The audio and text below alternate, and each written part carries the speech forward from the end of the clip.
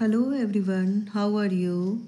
Today we are going to study about the triploblastic and diploblastic organization.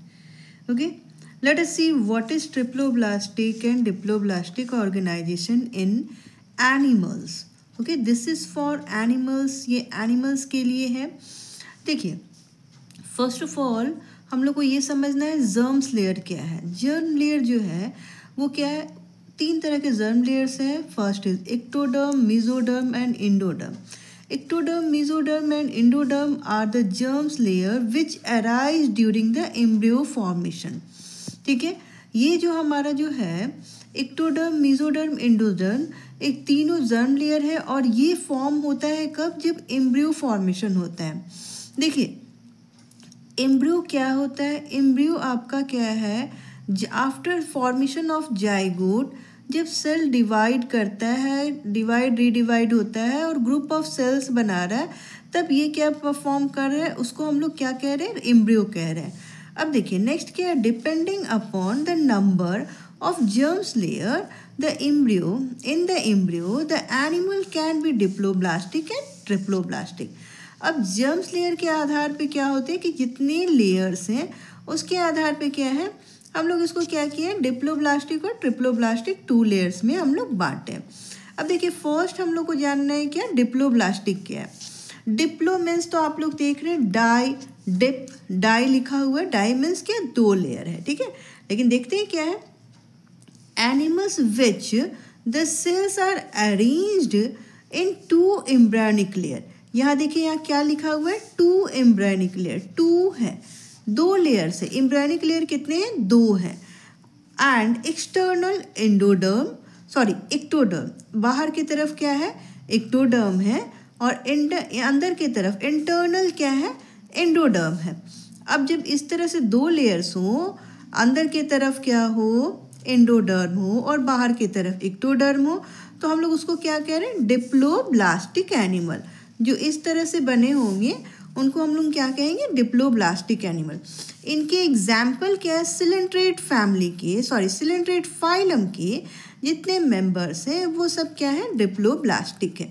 ठीक है, अब देखिए इस स्ट्रक्चर को हम लोग समझेंगे.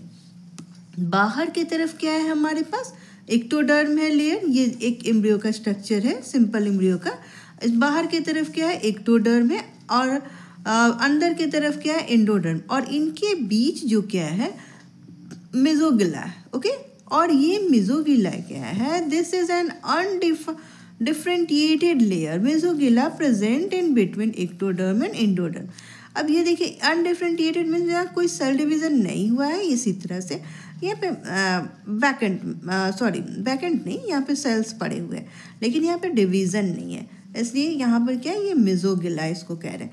और यहाँ पर क्या है, यहाँ पर बाहर की तरफ हमारा एक्टोडर्म है, अंदर की तरफ एंडोडर्म और बीच में क्या है, मेसोगिला है. Okay, now we will see the triploblastic. Triploblastic क्या है, ट्राई लिखा हुआ है, मतलब क्या है, यहाँ पर तीन लेयर्स हैं. Those animals in which the developing embryo has a third germinal layer, mesoderm. अगर मान लीजिए एम्ब्रियोनिक डेवलपमेंट हुआ और उसमें तीसरा जर्मिनल लेयर है जिसको हम लोग क्या कह रहे हैं, मेसोडर्म कह रहे हैं, इन between ectoderm and endoderm. Endoderm और एक्टोडर्म के बीच है. ठीक है, आर कॉल्ड ट्रिप्लोब्लास्टिक. उसको तब हम लोग क्या कह रहे हैं, ट्रिप्लोब्लास्टिक एनिमल्स कह रहे हैं. ठीक है, और एग्जाम्पल जो है प्लेटीहेलमिन्थेस टू कॉर्डाटा. ठीक है, प्लेटीहेलमिन्थेस के बाद जितने भी फाइलम हैं कॉर्डाटा तक, उन सभी में क्या है, ट्रिप्लोब्लास्टिक जो है उन एनिमल्स को कहते हैं, क्योंकि क्या है, इनमें तीन जर्म लेयर है. ओके, एंड फर्स्ट इसमें लेयर क्या है, एक्टोडर्म, मिडल लेयर क्या है आपका, मेसोडर्म, और जो इनर लेयर है endoderm. Okay, this is all about the diploblastic and triploblastic animal. Okay, hope you understood what is triploblastic and diploblastic. Thank you for watching my video. Please like, share and subscribe this video. Thank you.